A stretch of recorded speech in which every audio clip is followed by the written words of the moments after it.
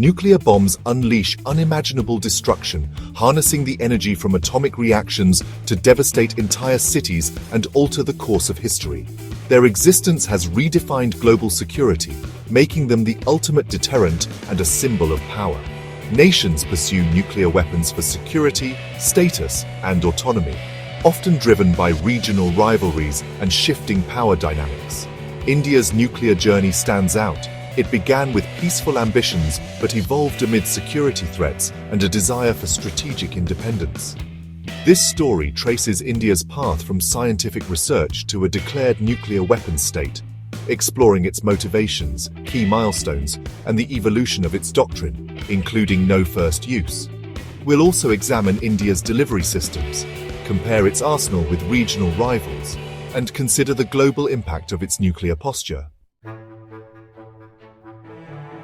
After independence, India, led by Nehru and Dr. Homi Bhabha, launched its nuclear program with a focus on peaceful development, energy, medicine, and research.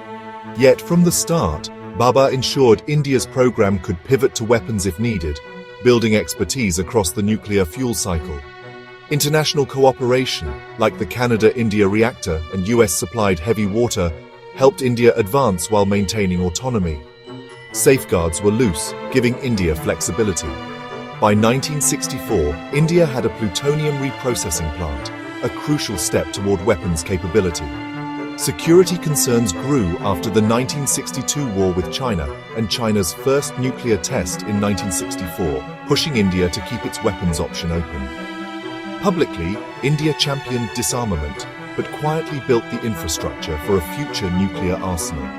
These early choices set the stage for India's eventual nuclear breakout. In 1974, India shocked the world with its first nuclear test, codenamed Smiling Buddha. Conducted in the remote deserts of Pokhran, this test marked a pivotal moment in India's scientific and strategic journey, signaling the arrival of a new nuclear power on the global stage. Although officially labeled a peaceful nuclear explosion, the test unmistakably demonstrated India's ability to develop nuclear weapons, sending ripples of concern through the international community. The device used plutonium sourced from a Canadian reactor, which led to a wave of global backlash. In response, major nuclear powers formed the Nuclear Suppliers Group, aiming to restrict the export of nuclear materials and technology to prevent further proliferation. For decades after, India maintained a policy of nuclear ambiguity, possessing the capability but neither confirming nor denying its weapons status, keeping the world guessing about its true intentions. This era ended in 1998, when India conducted a series of 5 nuclear tests under Operation Shakti. These included a thermonuclear device, and for the first time, India openly declared itself a nuclear weapons state, fundamentally changing its global image. The decision was driven by growing security threats from neighboring China and Pakistan, as well as India's principled refusal to sign the NPT or CTBT, which it viewed as unfair and discriminatory against non-nuclear states. The 1998 tests triggered immediate economic sanctions from several countries, but they also paved the way for new diplomatic engagement, especially with the United States, as India's strategic importance became undeniable. With its nuclear status now openly acknowledged, India's strategic posture and defense policies were transformed, ushering in a new era of deterrence and military modernization. These defining tests marked India's transition from decades of ambiguity to an era of open nuclear power, forever altering its place in the world order. India has built a credible nuclear triad, land, air, and sea-based delivery systems, to ensure survivability and deterrence. This triad is designed to guarantee that India can respond to any nuclear aggression, no matter the circumstances, and maintain a secure second strike capability. On land, the Agni missile series forms the backbone of India's strategic forces, with ranges from 700 to nearly 6,000 kilometers. The advanced Agni V, featuring multiple independently targetable re-entry vehicle (MIRV) capability, allows for striking multiple targets with a single missile, greatly enhancing deterrence. The Prithvi 2 serves as a reliable short-range option, providing flexibility for tactical scenarios and regional contingencies. In the air, Mirage 2000s are the primary nuclear strike aircraft, with Jaguars and Rafales also capable of delivering nuclear payloads. This ensures flexibility, rapid response, and ongoing modernization of India's airborne nuclear forces. At sea, India's INS Arihant and INS Arigat nuclear submarines, armed with K-15 and soon longer-range K-4 missiles, provide a survivable second strike capability. These submarines can remain hidden underwater for extended periods, making them difficult to detect and neutralize. Newer submarines and advanced missile systems are in development, further strengthening the underwater leg of the triad and ensuring technological edge. This triad is central to India's minimum credible deterrence, especially given its regional security challenges and the evolving strategic environment in South Asia. Each leg of the triad is being modernized and upgraded to keep pace with evolving threats, technological advancements, and changing doctrines. India's nuclear force is now robust, flexible, and increasingly sophisticated, reflecting years of investment in research, development, and strategic planning. The triad ensures India can respond decisively to any nuclear threat, maintaining peace and stability in a complex regional environment. After 1998, India declared a no-first-use (NFU) policy, vowing never to use nuclear weapons first, only in retaliation. This doctrine, rooted in credible minimum deterrence, aims to project responsibility and reduce the risk of escalation. India's arsenal is for defense, not aggression, and is kept finite but effective. In 2003, India expanded its doctrine to allow nuclear retaliation against major biological or chemical attacks. Civilian control is ensured through the Nuclear Command Authority, with the Prime Minister holding ultimate authority. This structure balances deterrence, restraint, and secure management of India's arsenal. India's nuclear strategy is shaped by its rivalry with China and Pakistan, both nuclear-armed neighbors. China's arsenal is larger and more advanced, while Pakistan's is roughly comparable to India's, with a focus on tactical nuclear weapons. India's deterrent must address both Pakistan's battlefield nukes and China's growing long-range capabilities. Recent border tensions with China have spurred India to develop longer-range missiles and MIRV technology. India's modernization aims to ensure credible deterrence against both adversaries. The regional nuclear balance is delicate, with each country's moves influencing the others. India's evolving arsenal is a response to this complex, dynamic environment.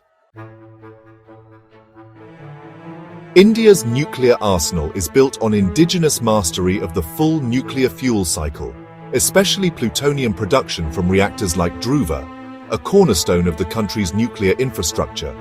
This self-reliance ensures that India can independently sustain and expand its arsenal as needed without relying on foreign sources or technology. The new prototype fast breeder reactor represents a leap forward, enabling more efficient plutonium production and supporting both civilian energy and military needs.